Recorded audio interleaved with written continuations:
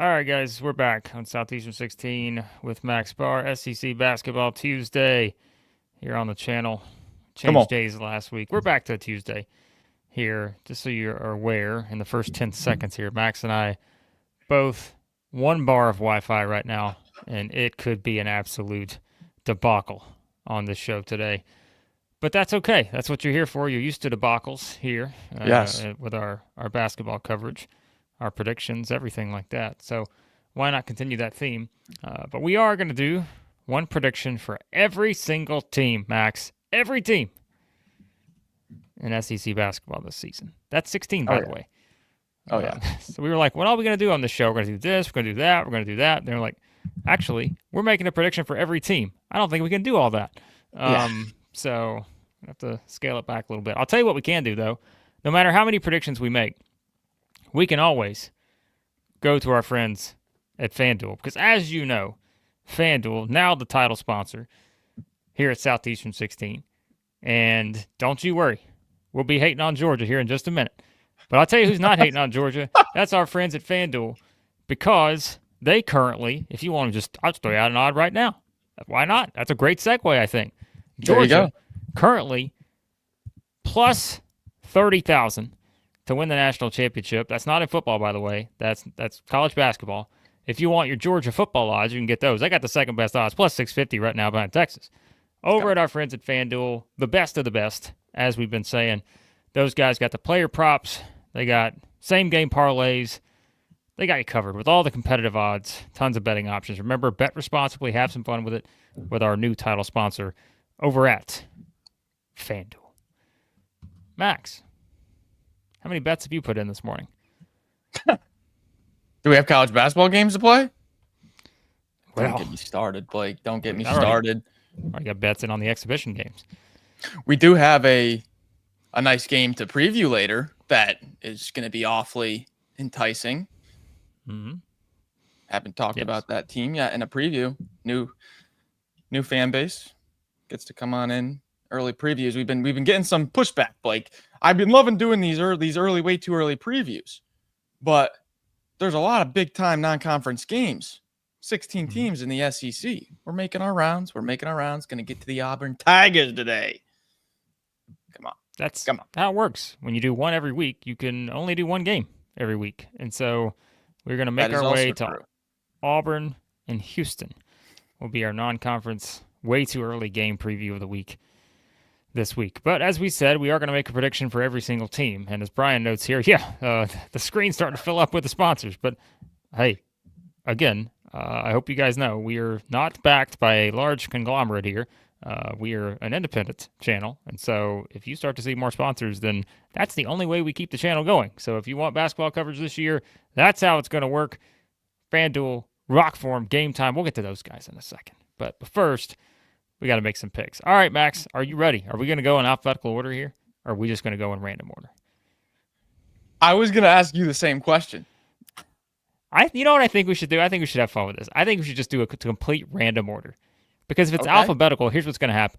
People are going to be like, you know what? I can skim past the next 15 minutes because I know we're not going to get to my team until then.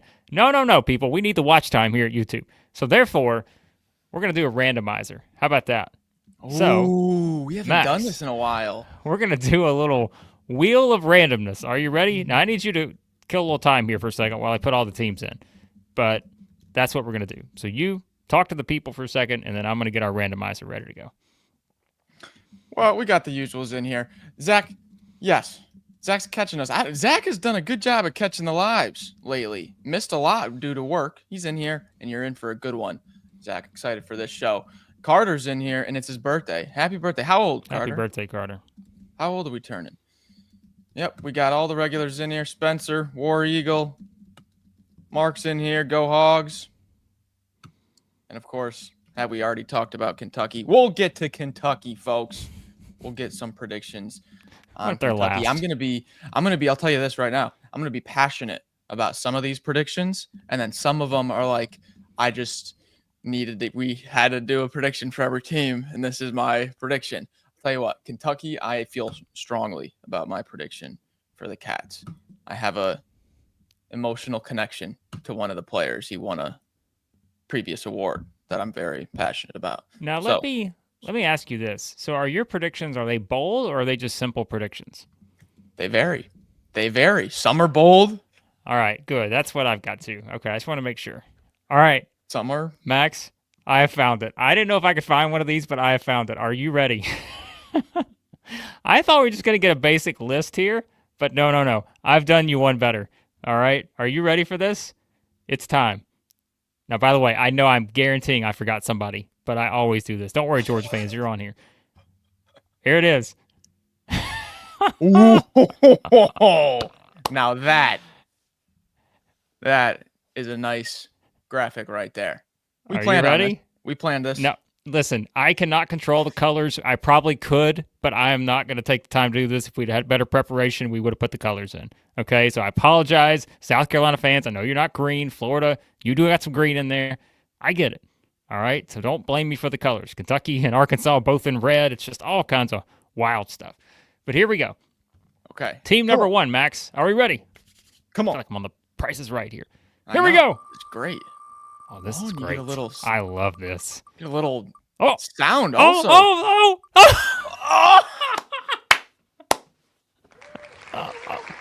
Oh my goodness. Are you kidding me? This is one of the most incredible things we've ever done. It even does the little cheering in the background. Oh my. Number one on the spin the wheel, make the deal. Prediction for every SEC basketball team is Kentucky. We just lost our watch time for the next hour, but that's all right. So, all right, Max. Kentucky first up in our predictions for every team. Time for some Kentucky talk. It was only a matter of 7 minutes. Oh, it's great. All right. I told you guys I had a passionate backing for my Kentucky prediction because, folks, when we've been doing a lot of the burning questions, mailbags and stuff, fill up the off season. I posed this question to Blake and the chat and you guys, and I said, could this happen? In the response I was looking for, I didn't get, and so I'm going to give it right now. Mo Diabate, Mo D, X, not X, reigning SEC Bully Ball Player of the Year, has a breakout to the likes of the Adu Thero level. That was a question I posed to you guys a week or two ago. Can this happen? The numbers are there. The analytics are there. Look at this offensive efficiency. Look at these rebounding rates. Look at how versatile he is at 6'7". Could we see kind of a huge breakout to where he's averaging north of 10 points a game? He's averaging double digits and just a machine analytically, just great numbers. Could we see that? I am predicting, yes, we do. Big time breakout from Mo D. Bigger than everyone else is talking about. I think he's a massive, massive offensive force, backdoor cuts, all that. Big time breakout here for Mo D. I like it. All right. I told you some of my predictions are going to be simple, or they may be a little more bold. This one's going to be one of my more straightforward predictions. So I hate that we had to start here, but this one's not going to feel very bold. But Otega Oweh, that's okay. SEC Player of the Year, mark it down. Oh, well, some people might say that is. Some people might say that's bold. I don't think it is either, but. So if we had to list the quick sort of front runners, several people would mention several players from Florida, but my thing is I think those guys could sort of cancel each other out potentially. They could have 3 first-team All-SEC guys, but yet it could be Oweh with the best numbers that gets the Player of the Year. So I'm going to go Oweh, Player of the Year, SEC. Okay. I mean, do you think that maybe a Mo D, a Adu Thero-esque breakout could put do you think our predictions contradict each other? I don't necessarily. I think that I feel like it is one where I still think Oweh is going to get his no matter what. I still think he's the driving force of the team. You just got to – and look, I'm not going out on a limb here. Go back and look at the guy's numbers in the second half of the season. Really the entire season. But, he just had so many big performances, right? And we said, I'm most curious to see what does a 3-point game look like this year and all that kind of stuff from him. Do you see that kind of step forward there. And I think, like, remember too, this guy wasn't just a guy that scored. Like, look at all the other areas. I mean, the steals, like the assists, the rebounds, like he just does a lot. And so, I don't feel like this is bold at all. I think he should be one of the top 3 player of the year candidates. Alex mentioned in the chat, yeah, Jacoby Gillespie will be in there. Obviously the guys at Florida, as we talked about, Josh Hubbard, I think, will be in there. We've mentioned Mark Mitchell and so forth. Like, there's plenty of options. Pick somebody from Arkansas. Carter Knox was kind of my, wild card prediction for player of the year. But I think Owe is one of the best players in the conference. He's an All-American. And, I mean, unless it is one where, like, Kentucky just is so deep, right, to where you just have a lot of the spreading of the wealth a little bit more. But I don't know. I'm going to go with that one, and I don't think that's very bold. Yeah, and we're not going to be able to take a ton of time on everyone because we got to do 16. But, guys, this is going to be fun. As we go, as we pick a new team, give a prediction for that team as we go. Sartorius here with a bold one says Jasper Johnson being the best offensive player on the team is his biggest hot take. And then Chris asks, could he have a Walter Clayton type of year, talking about OA? I think they play a little bit different of a style of game. OA a bit more stronger inside, where obviously Clayton, the sniper, could hit it from anywhere. But that's an interesting thing, Blake, is what does OA's 3-pointer volume look like this year? Yep. Yeah, and the schedule too. I mean, we'll talk about the schedule coming up soon. Hint, hint. But I just think OA's set for success. So, All right. Are we ready to spin the wheel, make the deal on others? Again, we just lost 75% of our audience after the 11-minute mark, but that's okay. Come on back; these are going to be fun. You got to come back for the spinning of the wheel, I think. So it does allow me to remove a team. So here we go. Up next, we're going to spin. Hoo! Here we go. I like the sound effect that I do too, gives. especially when you get the cheer. Experience. You do the cheers. Oh! Look at this. Ooh! Wow. Okay. We go from Kentucky to Tennessee. Wow, we go two of our bigger fan bases. Green here. Tennessee. Yeah, listen, guys, again, don't blame me for the colors here on the wheel. I don't make the wheel. It's just, that's how it's set. All right. Blake told me before the show, I'm making the colors on the wheel different colors. Yeah, because I really wanted to. That's going to mess me up more than anybody else. I'm like, wait a minute, who are we talking about here? All right, the Vols go from Kentucky to Tennessee. All right. You just did a player of the year prediction. I've got defensive player of the year. Can you guess which player on Tennessee? My prediction is that he's going to win defensive player of the year. And this is one that I'm like, honestly, at this point, I would be surprised if it's not this person. If we go to the end of the year and it's not this person, I would be surprised. I mean, it's got to be Okpara, right? Yep. Felix Okpara is your SEC Defensive Player of the Year. That's my prediction for Tennessee, and I feel confident in it. I think they're going to have the best analytical defense as a team, and I think he's going to be the main reason why. I like that one. Tennessee, when I was making my list, I thought was kind of a tough one because I wanted to do something that related to Jalen Carey, but I decided to once again go back to the well here. And to me, this is all about trends because we brought this trend up how many times this offseason. So I'm gonna stick with it again because I think this may be a little bold to some people because of the different roster. But I'm going to say that Tennessee, for the, what is it going to be, sixth straight year, finishes in the top 5 in defensive efficiency. 6 straight years. Now remember, it's the first one of that group without Ziegler, right? And so without Ziegler, without some of the other guys that have been big defensive stalwarts, but I'm going to bank on, this may be a little bolder than it's been in recent years, but bank on the Rick Barnes formula for success and go with Tennessee once again being a top 5 defensive team this season. Because if they aren't, then I think that group that, that kind of top 6-ish, 7-ish teams of the SEC, if Tennessee doesn't have that top 5 analytical defense that we're kind of banking on, I think that's where I can justify them sliding down towards middle of the pack SEC, just with how close we're trying to separate these top teams.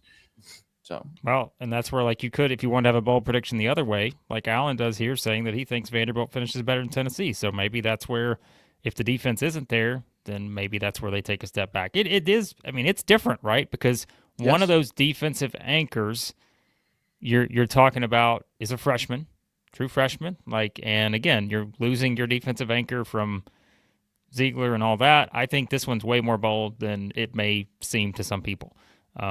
So, but I'm going to take a shot with this being Tennessee finishing in the top 5 again. All right, let's spin.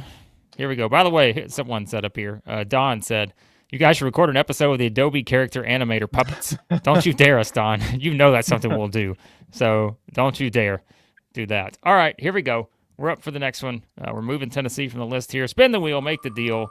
Once again here. Here we go.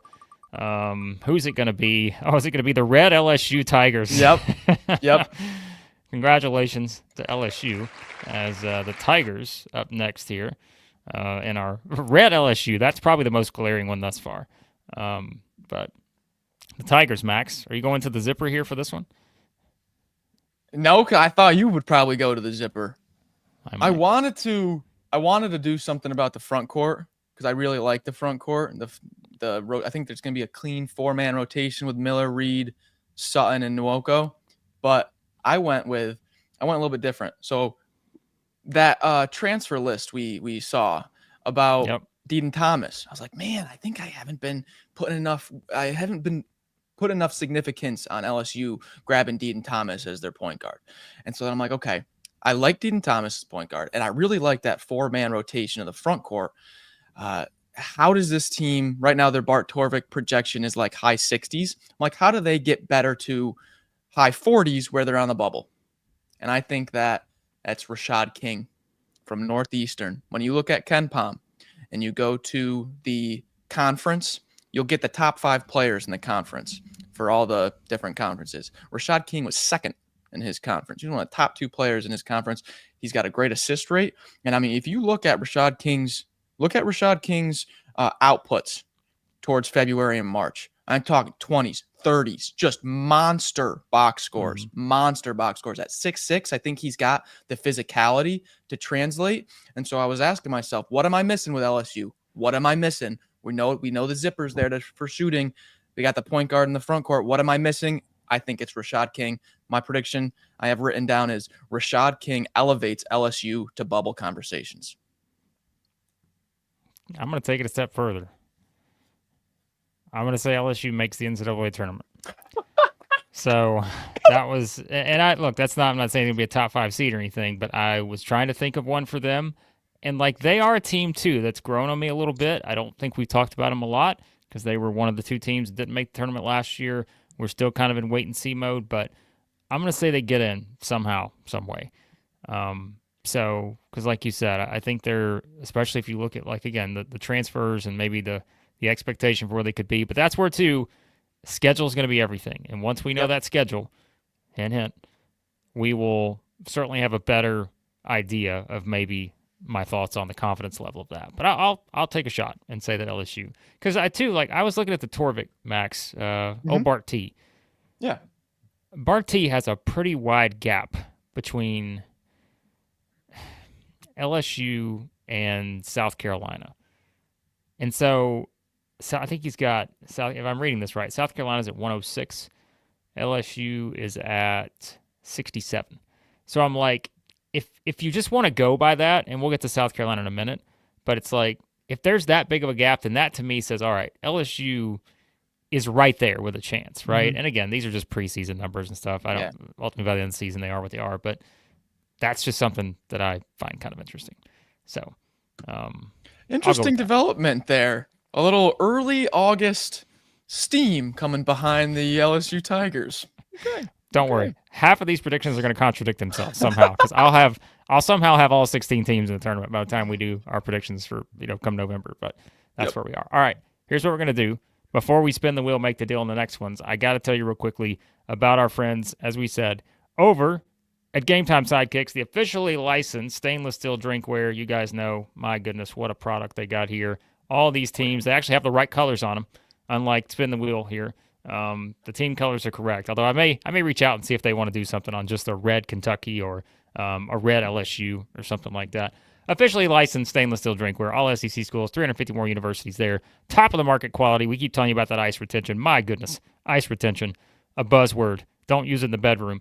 All logo printing and product decoration done in Knoxville, Tennessee. I'm telling you, Max, it gets people heated up when I say that ice retention word. Tons of designs and logos offered for each school. They have the College Vault line. Everything from stainless steel sippy cups, tumblers, 40-ounce bottles, shaker cups. It's all there. SE16, SE16 for 20% discount. To our viewers, SE16, 20% discount. Our friends over at, some people are asking about the wheel, by the way. You're not seeing the wheel? Speaking of the wheel, has nothing to do with ROKFORM, because ROKFORM, the world's strongest magnetic phone case, I keep telling you guys, it's on my phone right now, and all of these great products they sent me, got the little charger here, the power trip, all kinds of plugins. Extreme protection. They got the super strong magnets, the Rock Lock, secure mounting. How could you not want any of that? Plus, remember, we keep saying they got a limited edition Arctic White rugged case coming soon for the iPhone 16. All that stuff dropping in mid-August. Got to sign up for the interest list on their website, ROKFORM, ROKFORM.com. Check it out there. Also got a lot of other fun stuff they've got on the way. So check out our friends at ROKFORM and Game Time Sidekicks. All right, spin the wheel. Let's make the deal here for the next team. Nice. The colors. Have the colors shifted for some of these other teams? I'm not sure. Have they? Are they? I don't know. Changing colors? Uh-oh. It's time. The champs. Gators. The champs are here. The Florida Gators are next up in our prediction series. And what do we got, Max? One prediction for the defending national champion, Florida Gators. This one might be a little bit bolder. I don't really know how I would quantify it because I'm going to be talking about rebounds. And so I don't know if I would talk like rebounding margin, best analytics, however you want to quantify it. My prediction for the Florida Gators is that they're going to be the best rebounding team in the nation, number one in the nation. Last year, they were 5th in offensive rebounding rate and 138th in defensive. They were still, if you look at SEC only numbers, they're top 5 in both categories. So what I don't know exactly how to quantify it, like if it would be they average the highest margin or something, but when you retain that entire front court and then you bring in a guy like Xavier Lee, who as an oversized guard had one of the best defensive rebounding rates for his height I've ever seen on KenPom in the 20 whatever years KenPom's been up. Xavier Lee with a defensive rebounding rate up near 20%. You're going to have him as your point guard, then with Boogie Flan, then Tommy H, whoever, Condon, Hanlockton, Chinyelu, whoever it is.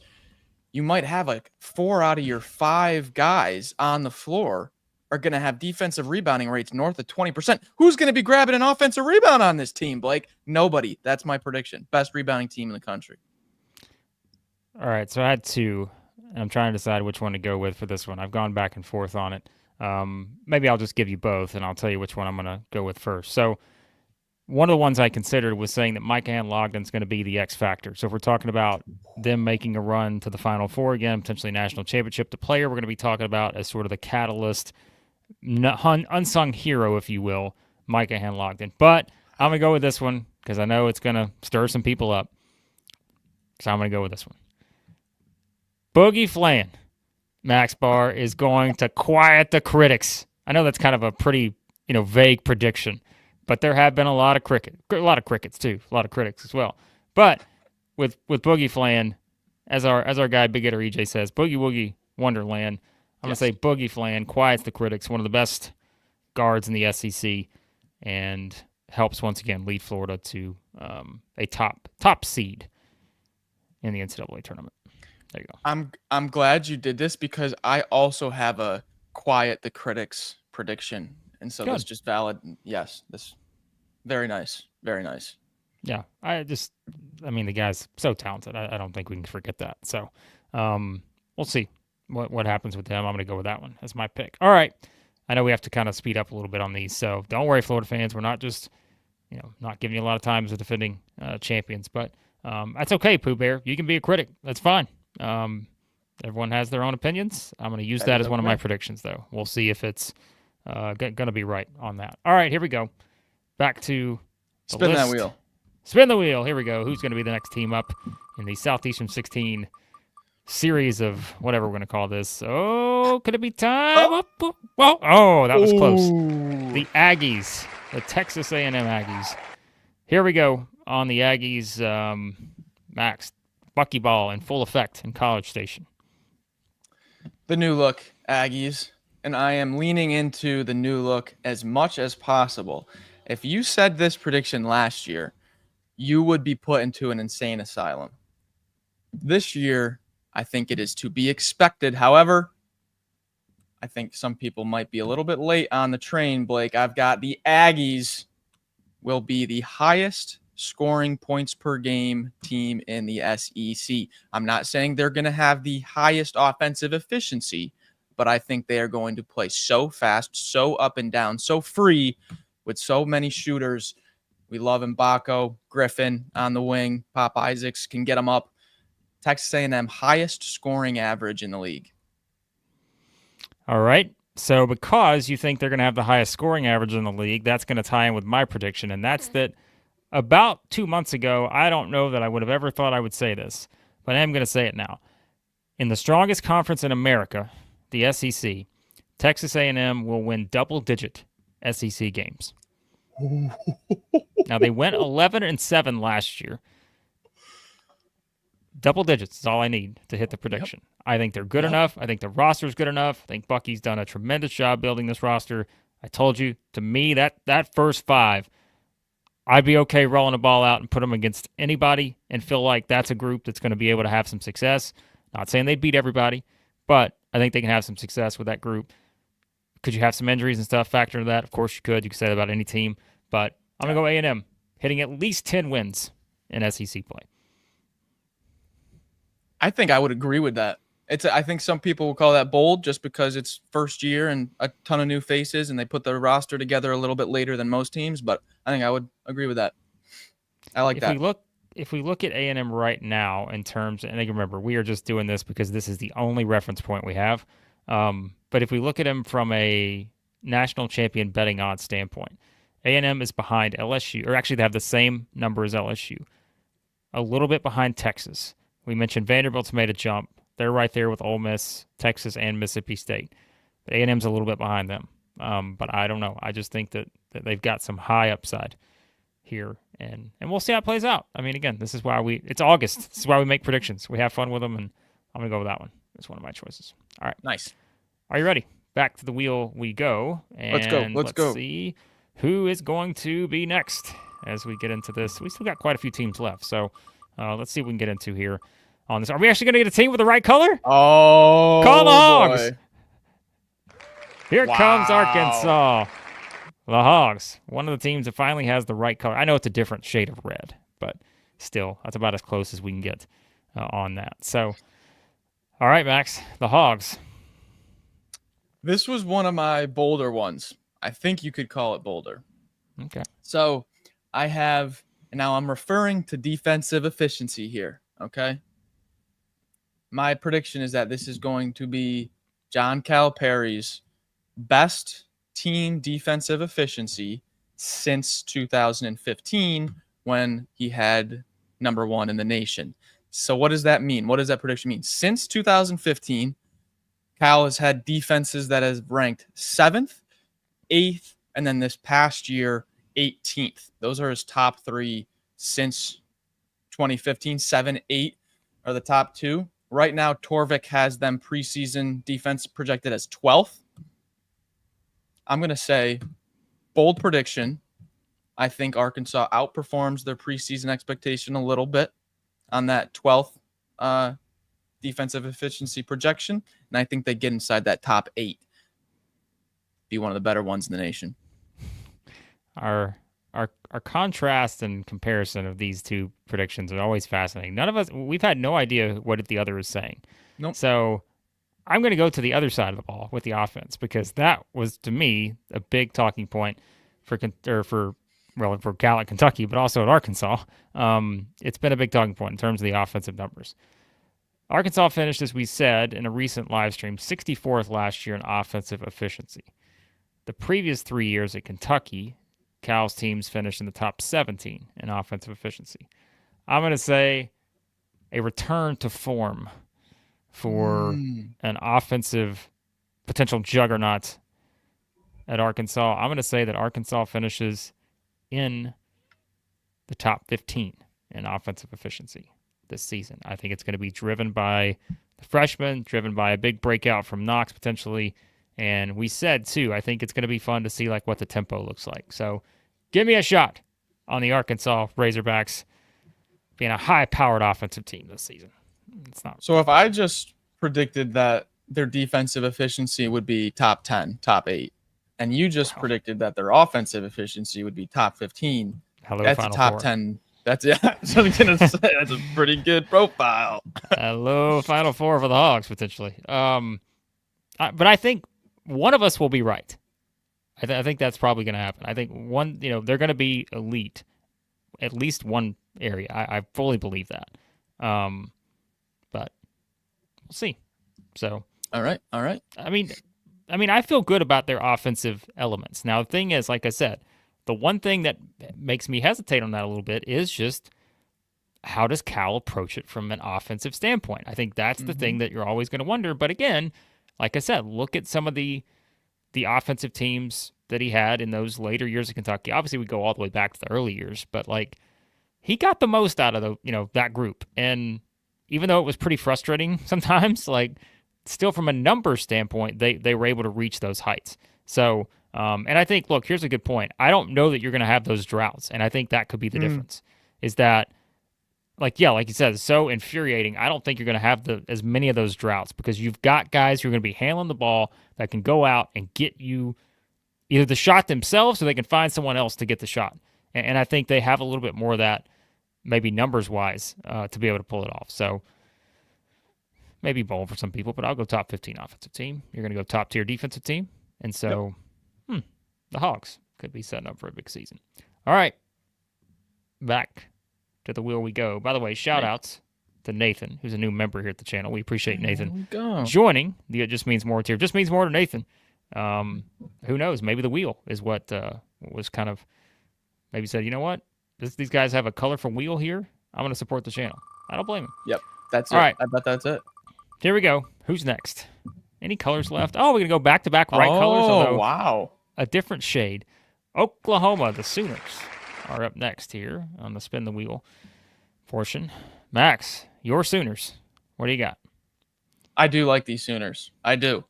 And my prediction is that Oklahoma will operate as a top 25 team all year. I don't think they're going to be in the preseason top 25, like game one. I don't think they're going to have a number next to their name. But after a few teams in the top 25 drop out after the first week or two, Oklahoma puts a few wins together. I think they get into that because right now, what's their Torvik? 31st? Yeah, 31st. They'll be somewhere just, 5 to 10 spots outside the analytical top 25 to start the season. And I think a week or two into the season, they're going to get into that, and then they're not going to leave. The prediction was kind of like last year, how they had the really great non-conference, and then it regressed, and they ended up being around like 30s, 40. They weren't in the top 25 rankings or anything. My prediction is this year they're not falling off. They're going to be up there, and then they're going to stay there the whole year.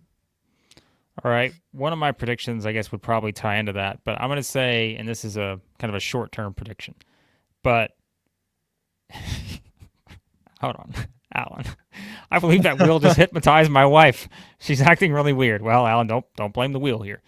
But my prediction, a little short-term for Oklahoma, is that one of the biggest talking points coming out of the first month of the season is how good Oklahoma's backcourt is. So I'm going to say that rotation in the backcourt, I think, could be one of the better, kind of surprises potentially in the front, which, again, we've kind of said that. And maybe I should more so go like perimeter play. But like, again, you've mentioned like how big it could be to have Nigel Pack joining the mix. We've mentioned Xavier Brown, Jaden Jones, like all these guys, Forsythe's there. Like, I think that could be one of the bigger talking points, is that if they get off to a strong start, which last year they did, I think that the backcourt could be one of the bigger talking points. So I'll be honest, Blake. I've seen that my headphones have died, so I'm operating in the blind. Uh-oh. So just give me like 2 seconds in and out to get these headphones reconnected. Okay. All right.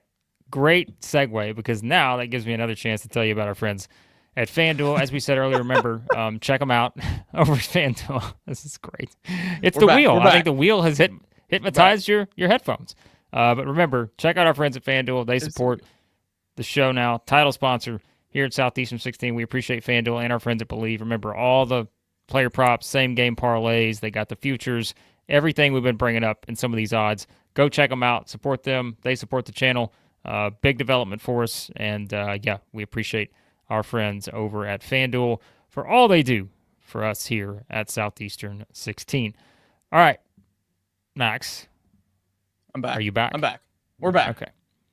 By the way, did you hear what I said about Oklahoma? I did not. I said they're going to win the national championship.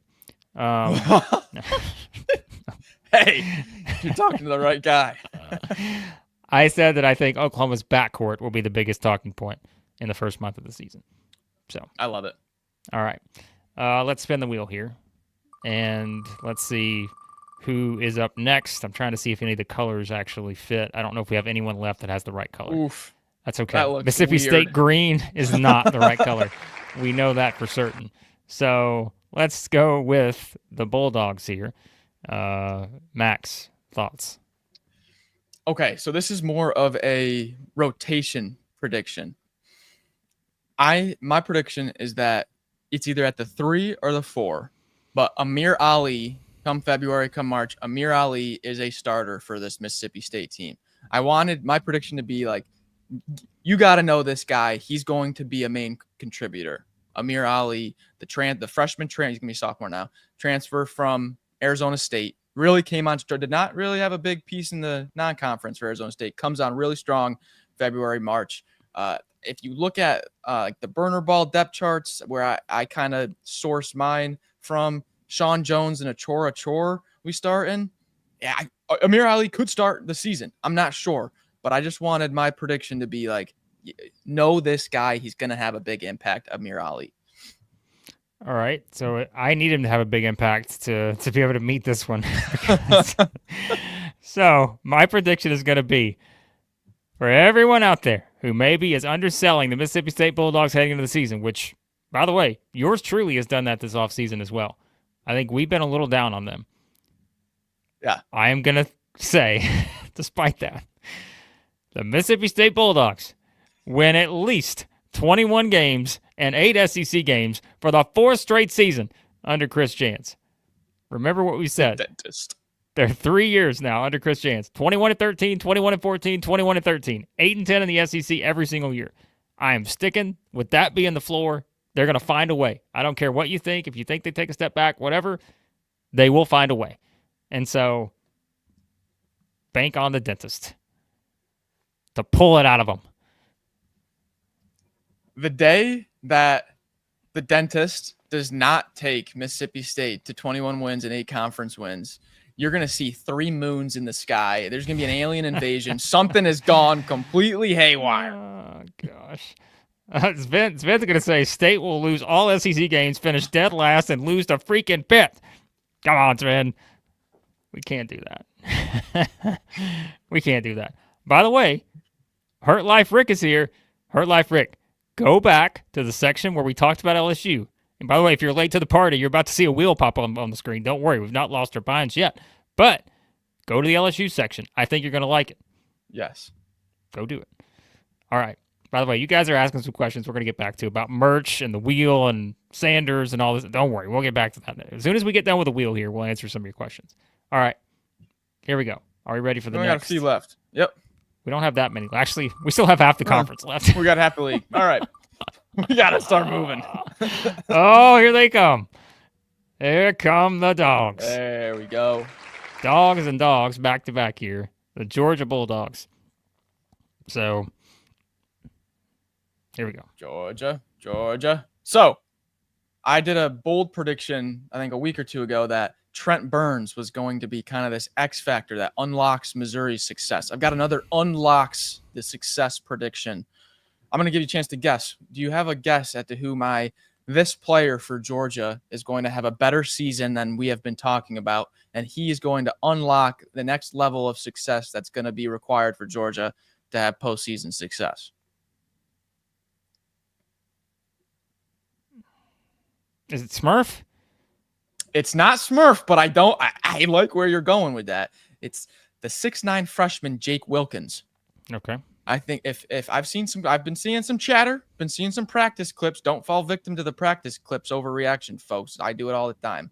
But if you can have a rotation on the wing with Blue Kane and Jake Wilkins, and there are times where you can put out on the floor a 3-4-5 of 6'9" Jake Wilkins, 6'9" Cannon Ketchens or Dylan James, and 6'11" Cyril, that three players 6'9" or taller, you could see this Georgia rebounding rate, the Georgia defensive efficiency, all take a little bit of a leap that we didn't really expect just from having that versatility and physicality on the floor with Jake Wilkins. So a little bit of a cop out of a prediction, but somehow Jake Wilkins is like that defensive versatile X factor that takes this team to a higher level.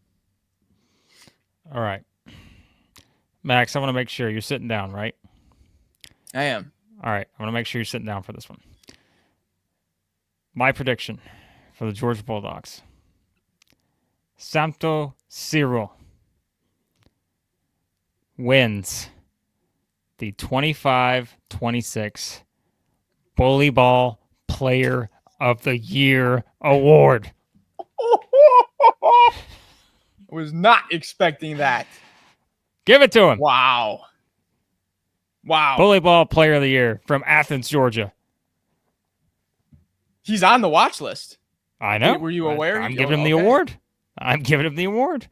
So we've got there should be a bet on FanDuel of whether you could bet on his odds right now to win that award. They just went up, in my opinion.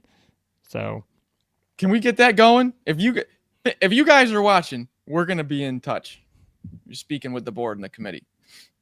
I'm with Knox Voter here. Cyril's going to have a breakout season. To me, that's going to mean Bully Ball Player of the Year for him. Get me fired up. Early August. All right. Let's go.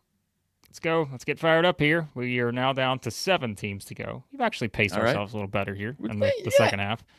I know. We spent a lot of time on Kentucky at the start. We're going to hear about it, but we just had to pace ourselves. We didn't realize how much time we're spending. Here we go. Who's next? Blue Alabama. Oh. The Crimson Tide. Okay. All right. So the Tide. Oh, look at that. I like that little just yell in the background after that one too. Yep. So. Yep. All right. Sound effect. They make a difference. It's a little the thing. Crimson Tide. So I told you I had a shuts up the critics prediction. It is time. Jalil Bethea is going to remind everybody why he was ranked so highly out of high school. And now I got to go to my bookmarks on Twitter because I bookmarked Jonathan Givony, Draft Express. You guys know Draft Express Givony. This is a tweet from January 23rd, 2024. Okay. Here's my top 5 for the 2025 mock draft. My early top 5 for the 2025 mock draft. The draft just happened. He has number 1, Cooper Flagg. Number 2, Ace Bailey. Number 3, Kaman Malawash. Okay, that's pretty good 3 predictions. 4, Jalil Bethea. This guy just a year and a half ago, by some of the top draft experts out there, was being predicted to be a top 5 draft pick in the NBA. He got into it was a terrible situation last year with the coaching change and just everything that was going on with that Miami program. Prediction, Jalil Bethea reminds everybody why guys like Givony were ranking him top 5 in their mock drafts. Okay. I like it. All right. So we brought up the numbers, right? Remind me again when we did the 3-point numbers for Alabama. They were the number 1 team, correct, in the SEC in terms of the numbers that you had? Yep. Yeah. All right. So this is not as bold of a prediction, but I am going to agree with those numbers and say that Alabama is the best 3-point shooting team in the SEC. I know it's not as creative of a one, but I think, like, to me, just as I kind of went with one earlier that I thought was pretty clear cut, the numbers don't always tell the full story, but the more I look at the roster, like, I do think it's certainly a situation where they can be, I mean, at the top of the top in terms of, like, their 3-point production. And I think what it goes to is, like, Reitzel. Like, I think getting him back in the mix, like, I just don't think you can undervalue what he's going to bring. And like we mentioned, like, the guard group of the guys that can shoot. We've talked about some of the other guys that I think are going to step up and make a lot of shots for them. And it's just the system they play in. So not as exciting of a choice, I know, but some of these are stats-based, and I'm going to go with what I think is kind of the layup here. Because I'm not going to take a mid-range on this one. It's either layup or the three-pointers. All for the three-pointers for Alabama. So, right there with you on that. Totally agree. All right, back to the board we go, and not many left here. Oh, all right. What if we should have went alphabetical and Vanderbilt winds up being last? What if that's the case? All right, Texas. Blue Texas. First time that's happened. All right, let's see what we've got here. Texas, the Longhorns. So this is it could be controversial based on preseason analytics, but I am going to, it's kind of bold, kind of not bold, depends on who you're asking. I have Texas earning a top 6 seed in March Madness. Top 6. Right now, their preseason analytics are going to be like mid to high 30s, depending on where you look. I think they finish better than that. I think they're being underrated right now. And I think we could see, like, if I had to put an exact number on it, Blake, Texas 5 seed. Like, I think I would just lock them in, Texas 5 seed against a decent 12, and they win a game or two in March behind rebounding, toughness, defense, versatility with Weaver and Mark. Give me that's a very specific one. Give me Texas Longhorns 5 seed. Come back to this in March, folks. All right, so I decided to have some fun with this one. You know, we have to have some fun with some of these, and so I decided to go fun on this one. My prediction for Texas is that Max Barr's favorite player on Texas is going to go to no Weaver to Lassina Traore. Yes. Sorry, Max. I know you don't think that's going to happen, but it's going to happen by the end of the season. You're going to be so sold on this guy. He's going to be such a beast that I think you're going to be like, Mr. Weaver, it's been a fun ride, but it's time. Texas as a whole could be my A&M from last year. I think they could be. I really think you're going to love this team. Yeah. Because when you have SEC preseason player of the year and national player of the year favorite and NBA MVP favorite, Kendall Weaver, when you have him coming off the bench maybe as a 6-man, I already am going to love you. And then you add in a guy like Lassina Traore, who fits the bully ball build, however, is on his underdog story, coming back from a year off of injury. This Texas team, if you guys like grit, toughness, and an underdog story, first-year head coach, Blake, can we fast forward to November when we get Texas against Duke already? I think this guy might actually be the better pick for your bully ball winner, but we'll find out. I know. You've got competition. You've got options. All right, here we go. We're down to the final 5. Who's it going to be? Final 5. Here we go. It's going to be South Carolina. Nice. The Tigers of Missouri. Not even remotely close. Not even close. Missouri is next up on this one. What you got? So I gave the bold prediction of Trent Burns being the unlocker of this just a few weeks ago. So I had to get a little bit creative.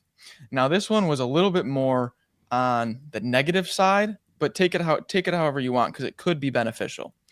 My prediction I have written down is I have Mizzou's non-conference schedule will come back to bite them. The reason I have that is because there's only a few opportunities on this schedule. Missouri has released the non-conference schedule. The high major teams that they play are Minnesota, Notre Dame, Kansas, and Illinois. There's 4 of them. Minnesota, Notre Dame, Kansas, and Illinois. If they go 1-3, 2-2, you're going to be entering SEC play with only 1, maybe 2 quad 1 wins, maybe. And so I could just see us talking February, March, and we're talking about Missouri seeding. They got this great record, and and Mizzou fans are saying, well, why does bracket matrix have them as a 9 if they've got blah blah blah? This is why. That's what I'm saying. I think this non-conference schedule is just weak to the point where it could come back to hurt their seeding if they don't win these 4 high major games, because the opportunities just aren't there in this non-conference. All right, so I'm going to go with an Ant Robinson themed prediction for this one. Nice. He made the SEC all defensive team last year. And like I went back and I looked, like in Missouri, of course, when you do like the actual website and the player updates and all that, like you look at the numbers and how much the guy increased some of his percentages and all those things. I think you're looking at the next step forward now.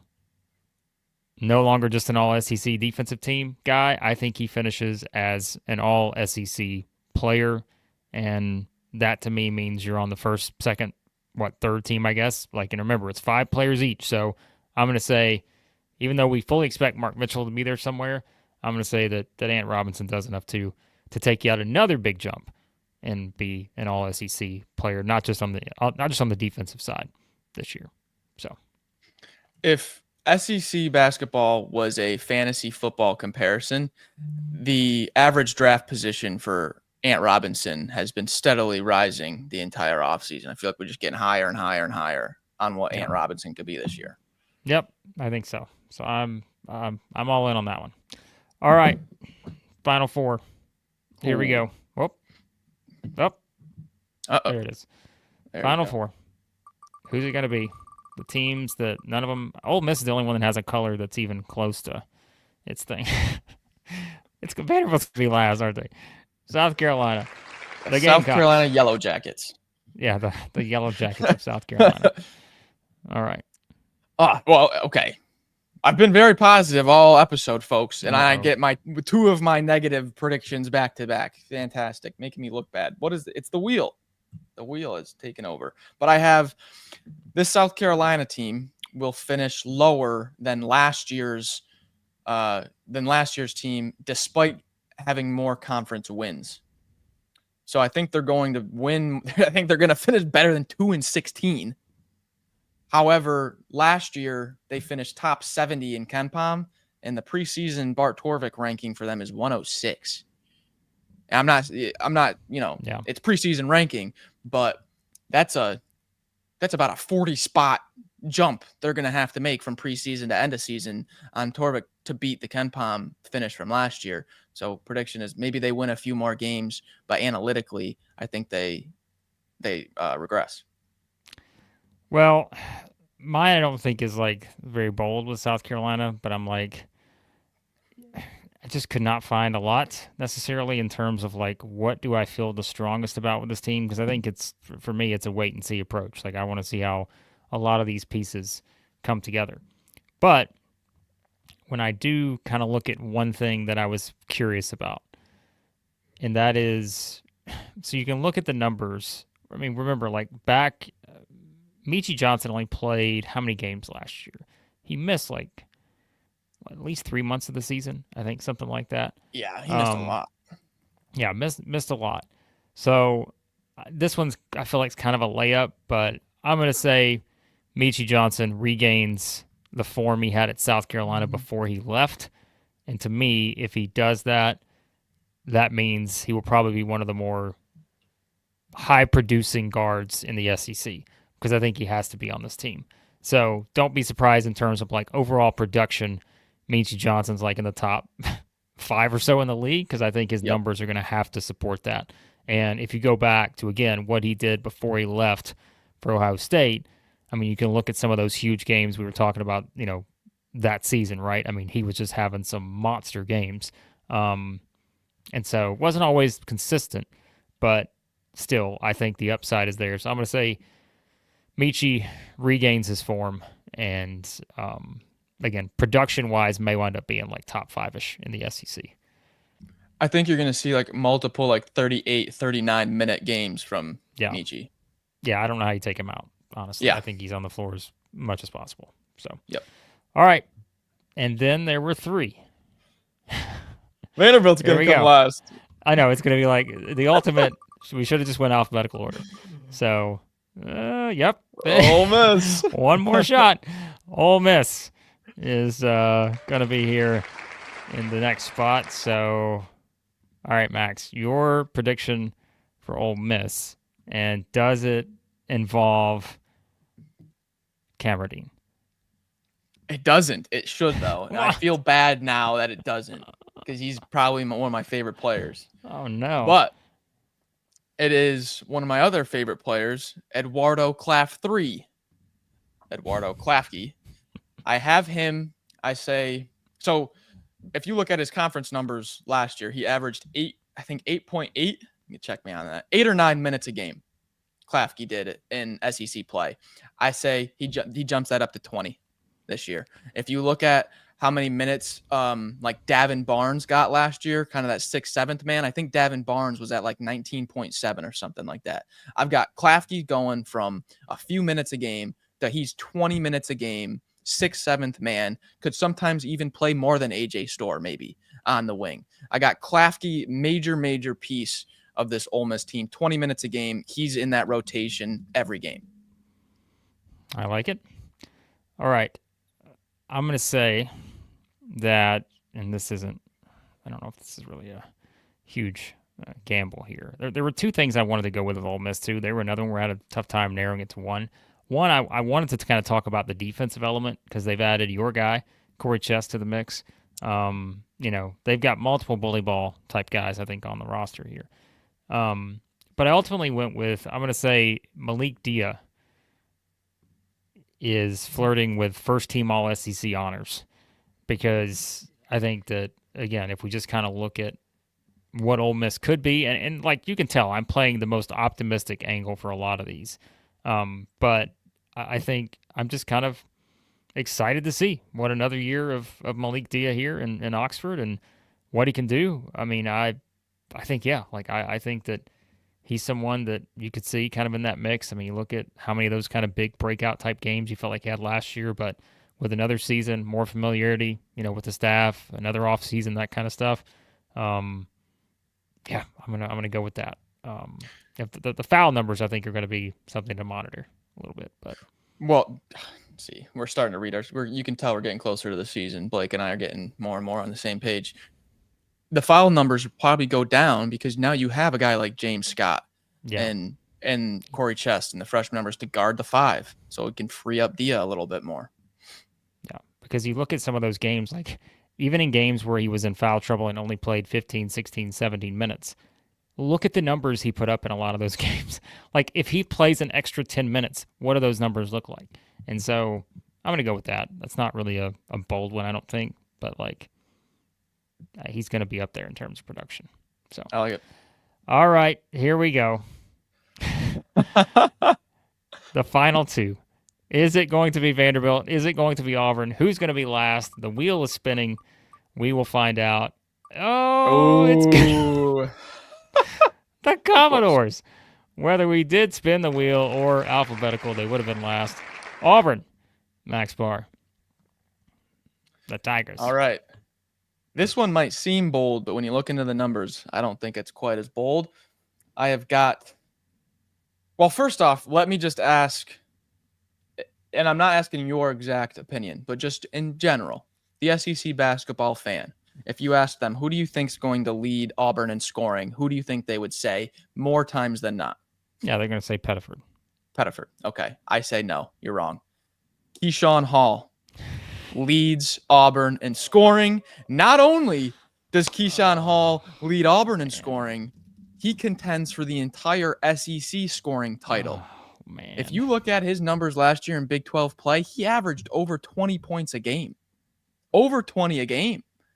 And I don't think there's any reason to believe he's going to fall back from that. I think we could genuinely see around a 20, 21 points per game average from Keyshawn Hall. He's up there with Hubbard, whoever else you want to put on that scoring title race. All right, Max. That was my prediction for Auburn. Yep. So I was wondering if we would have the same. I thought you were going to go in another direction, but I was going to say the same about, hey, all the attention's on Pettiford, but I think it's our guy Keyshawn Hall who we were just enamored with when he first announced he was signing with Auburn. So I'm going to give you a second one, okay? And I'm going to say, and it's got to be on brand here. But I'm going to say that one of the biggest stories of the non-conference, perhaps for Auburn, this may be a little bolder. One half of the Vitches, none other than our guy, Philip Jovich. That's the best I got as a follow-up. So yeah. I think if Jovich is not there, okay, so what if Jovich is not there? You can just move Keyshawn Hall up. He can do everything. He's never going to be off the floor. Yeah. All right. I like those for Auburn, even though we had the same one. That's okay. That just means it's double the prediction. It's double the prediction. Well, I wonder, does it... Hold on. Does it let us spin the wheel for the last one? It does. All right, let's spin the wheel for the last team, and it is going to be like an old CD here. Get the name of the CD. The Commodores are the final team for our spin the wheel. So I'll be honest. I had a tough time coming up with one for Vanderbilt, but so this isn't as strong. It's more of a don't be surprised if this happens. But I have Tyler Tanner ends up by the end of the season being the preferred primary ball handler. Now, I say primary ball handler because Byington's going to name every guy a point guard, and he's going to have everyone in different positions than what they're listed as. But I have between Frankie Collins, between Duke Miles, you've even got the Harris at 6'7", 6'8". He's probably going to be handling the ball a little bit. I think it's Tyler Tanner who's going to be the steady hand for Vanderbilt when it comes to conference play. I'm not sure why. I just think every time you watch Tyler Tanner last year, you're like, geez, this guy's just rock solid. Doesn't really do anything too flashy, but he's just rock solid. I trust him. So, well, I mean, the thing with Vanderbilt, and this is where, we're having fun with these predictions. They went 8-10 in the SEC last year. They were 20-13 overall. I'm going to just double down on or maybe should I anchor down on my picks here? And I'm going to say that Vanderbilt finishes in the top 7 of the SEC. And maybe I could have went a little... Wait a minute. Is that what Alan put? Okay, so Alan put there. I wasn't even looking at the tab, Alan. There we go. We're on the same wavelength here. I'm going to stick with the same. I'm just going to say they're still a surprise team. Anything can happen, injuries and all this other stuff. And when I think about the additions that they've made, having a steady hand, like you said, and then Duke Miles diving all over the floor. The man could lose a tooth. It doesn't matter. This guy's diving all over Memorial Gym there. Yeah. Vanderbilt top 7 finish in the SEC. So, dandy. Do we need to start fake not liking Vanderbilt so the FanDuel odds can go in reverse? Because I feel like we have now missed the mark on that. I think we should basically be like, you know what? Maybe my bold prediction should have been, where Vandy finished on the wheel? That's what they're finishing in the SEC. And then maybe we reverse the momentum of the bets that are coming in on the Commodores. So, all right, there you go. We had some fun with that. The wheel will probably make a return. You guys seem to be a big fan of the wheel. We'll have to bring that back for some other stuff. But quickly, before we get into the grand finale, which we thought we would already be doing by now, shout out to Keep. It's now Keep Kalen in Tuscaloosa. It's no longer Keep Aiden in Tuscaloosa. Congrats again on the FanDuel partnership. We appreciate that. Yes, big for us on that. Shout out to Alan for the kind words, and you guys are just awesome, the best in the business from Alan. Alan also wants a wheel in the merch store, which we'll have an update on the merch store coming up this week. Could be as soon as Friday as that's available, but don't worry, we will let you know when that is good to go. And yeah, we may even do a quick little live thing to promote it to you guys. We'll let you know on that. Alex says with the merch coming out, can we get a SC16 Sanders Logistics shirt, or is that ship sailed? Well, we'll have to see. We can't guarantee anything, but we'll see if they want to get in on the action there. Brian wants us to use a dartboard next time. I think that would be good. You and I playing some darts with teams, making our picks. What do you think? So, I like darts. I'm not good, but I like them. Me too. And no, Brian, we're not officially announced next week as bingo with Blake and Max, but it's in the works potentially. So there you go. All right. Now we're going to talk about our non-conference game of the week, our way too early look at some of these. And don't worry, Brian, by the way. We do have another sponsor that's going to be coming soon. So we actually have multiple that we're going to be introducing here on the channel. It's that time of year, folks. People want to get in on the action here at Southeastern 16. Remember, you can too. All you have to do is reach out to us either on our website, southeastern16.com, or you can contact Caroline if you'd like to. That email is in the description below. So, all right. Are we ready? Let's do it. Let's do it. Auburn and Houston, Max. A high-profile non-conference showdown in SEC basketball this season. These two played the second game of the year last year. Auburn won that one, as we know, 74-69 in the Toyota Center. That was the game after the infamous plane stories and all this other stuff that came out. And then, of course, Houston ruined Max Barr's entire offseason in the national championship game. For those of you that don't know, Cougars fans that are tuning into this way too early prediction, I was living month to month this past year, and I had faithfully put all of my brackets into the Houston Cougars, and I thought rent for the next month or two was secured, and then it was ripped away from me within 60 seconds. So, Cougars fans, I feel your pain that you probably still feel from last year. Speaking of last year, Blake, you did mention that game, second game of the year for both teams. It was a crazy game. So the reason I want to talk about last year, though, so the odds on that game, Blake, the odds closed Houston -5.5 with a total of 141.5. Now, this game is being played a week later than last year, so both teams will have one or two more games in, but this is both teams' first high major game. So Houston and Auburn will both get 2 or 3 mid-majors, and then this is the first big-time test for both. The Bart Torvik odds right now are Houston -5.5, over under 136. So basically no change from last year's odds, except maybe a little bit more defensive, maybe a little bit less offensive efficiency. But that was the game last year where Pettiford had the explosion, the 21 points. Chaney Johnson had 11, 10, and 4 off the bench. Broom went for 20 and 9 with 5 blocks.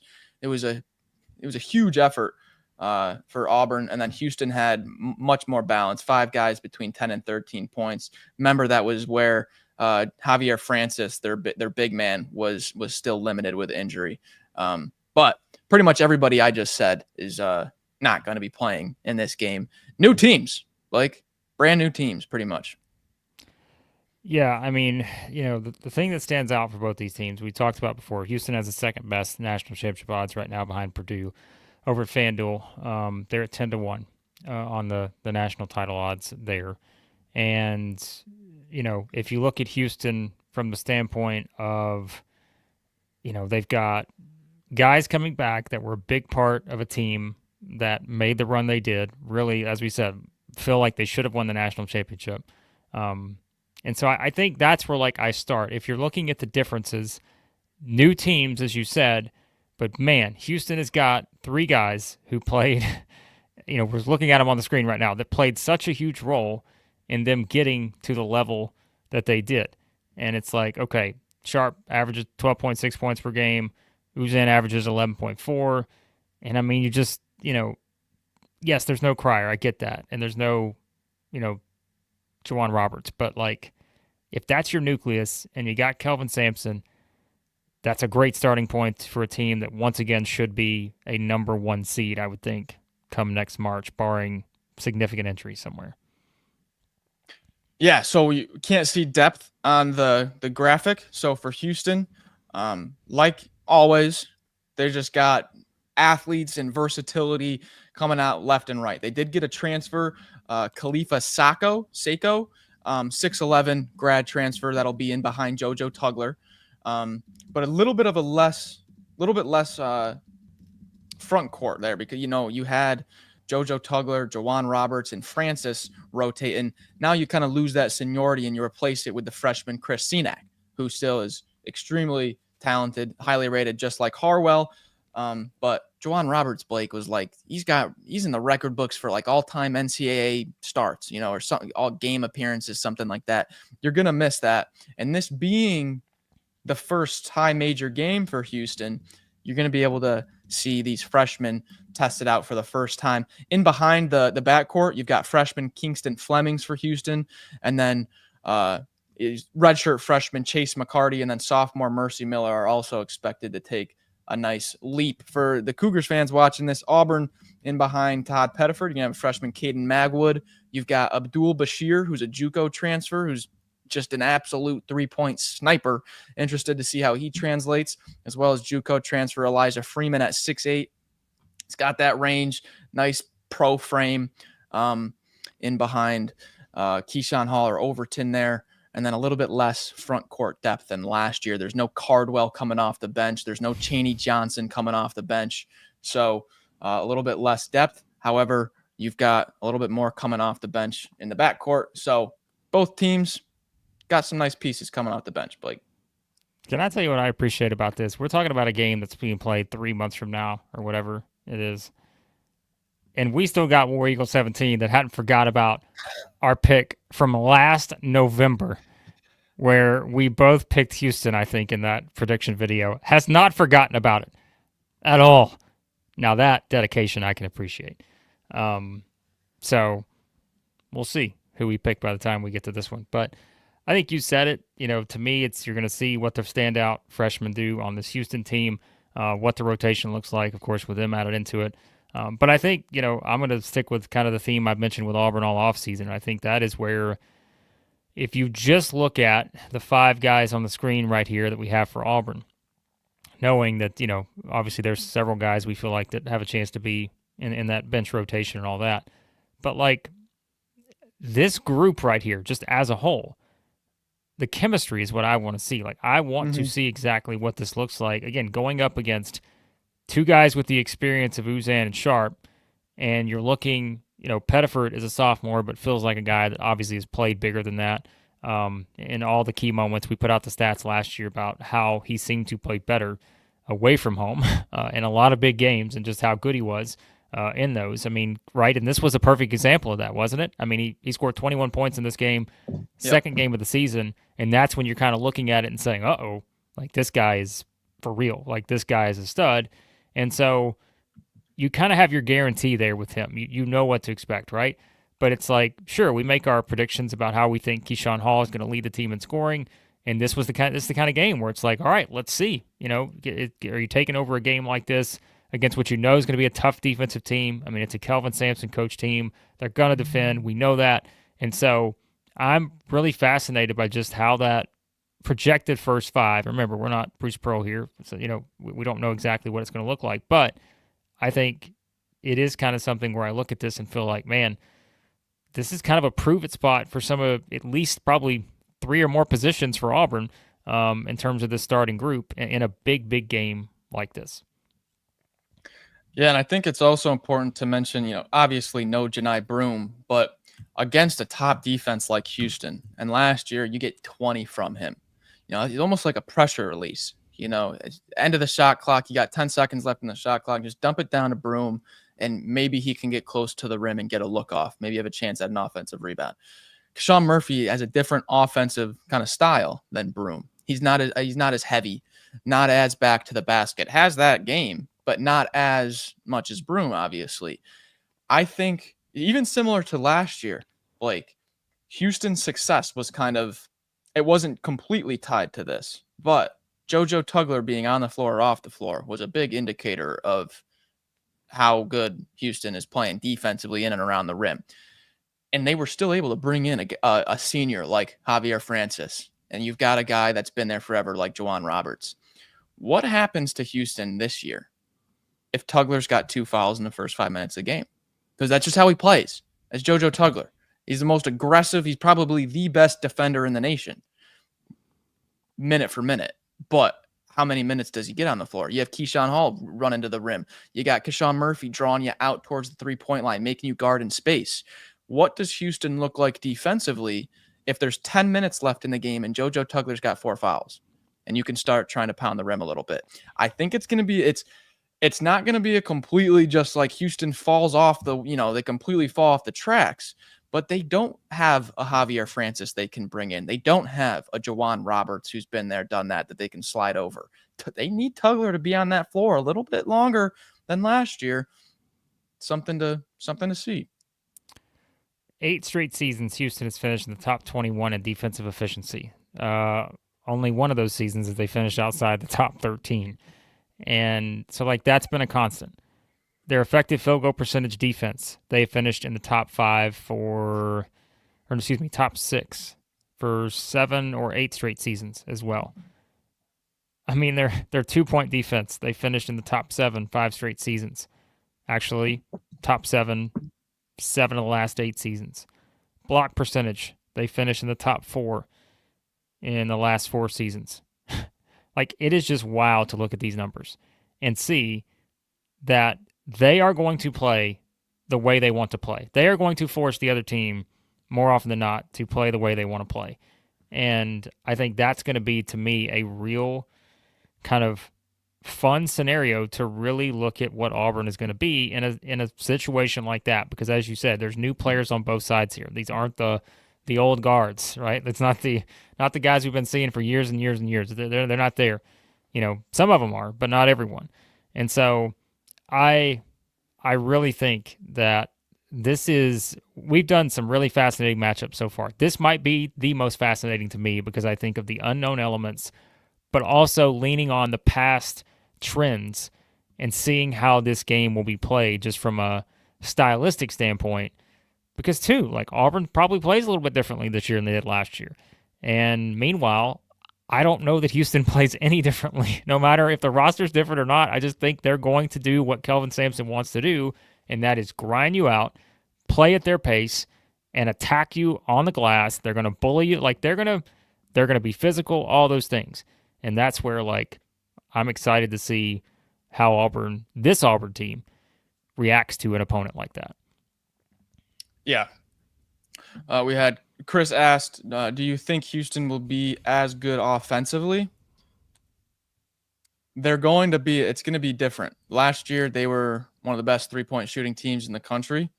Yeah, LJ Cryer last year made 123 3-pointers at 42.4%. 123 3-pointers at 42%. That is just ridiculous. You don't see that very often at all. I mean, Kobe Bryant that 2 years ago at Dayton, I think he got to 100. Mm-hmm. 123 is crazy.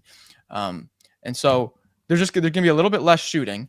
And then Jawan Roberts, with those baby hook shots and push shots he would do from the mid-range, CNAC is dynamic. He is dynamic. Don't get me wrong. But you don't get a Jawan Roberts just walking into campus every so often. The guy was a machine. So I think it's going to be a little bit different. But also, look at the jump that Uzan made last year, Blake. No one expected Uzan to make a jump that big. He probably gets a little bit better. Sharp probably gets better. JoJo Tugler probably advances his offensive game a little bit. So I think the 3-point shooting regresses. But like you said, that trio of guys, Uzan, Sharp, Tugler, I mean, gosh, that's a good trio. Houston has won at least 32 games the past 4 seasons. I mean, dude. That's crazy. That's crazy. I don't care what anyone says about Kelvin Sampson or Houston. I just don't care. These guys just win. They just win. Yeah. But Auburn fans will say, you know what? They didn't win last year at the Toyota Center because the Tigers came in there, got the victory, and this will be a very, very fun matchup. No question about it. So, all right. Max, anything else you want to add on this one? It is worth noting, I think this game is played on a Sunday. I'm pretty sure it lands on a Sunday, November 16th. Is 16th a Sunday? It is. Yeah. This game is played on a Sunday. So while you're watching your football and your fantasy team is already down 75 from the Thursday night games, you can turn off NFL Red Zone, mute Red Zone, put Scott Hansen on the other TV, and you're throwing on Tigers, Cougars, and Birmingham. Do we know the time on the game yet? Do we have that? I couldn't find the time. All right. Let me see if let me find our NFL schedule for November the 16th. Oh boy. It looks like a pretty lackluster NFL schedule. I'm not going to lie to you. I think so Lions too. at the Eagles is the primetime game, and all the other games are pretty meh. So, Bengals at Steelers, there's not a lot. All right, there's your game of the week. I don't care what sport. Yep. Auburn, Houston is your game of the week, period. So, there you have it. All right. There you have it. We're done here. This show went longer than I expected, but my goodness, we just went 1 hour and 20 minutes. I think as Brian may have said, didn't even feel like it. Prediction for every team. Spin the wheel, make the deal. We had all kinds of stuff. So, War Eagle 17 says, when we get to 30K subscribers, we have to sing every SEC team's fight song. You can tell we bring in more props the more subscribers we get. You can't be a one-trick pony here. So, 28,000 subscribers, incredible number now for you guys. Remember, check out all of our friends, FanDuel, ROKFORM, GameTime Sidekicks, all that good stuff. We appreciate your support of the channel. Do us a favor, hit the like button on your way out. Hit the subscribe button if you haven't already. Lots of football stuff. Yours truly will be on a lot of football stuff here moving forward as we head into the start of the season.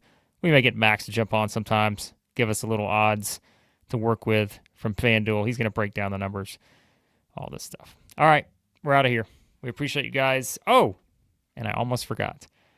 We may have something coming for you tomorrow on Wednesday. We got a special interview coming up on Wednesday, and once you realize why, you will understand. So we will have something to talk about tomorrow here at Southeastern 16, basketball related. Appreciate you watching. We'll talk to you soon. Southeastern 16.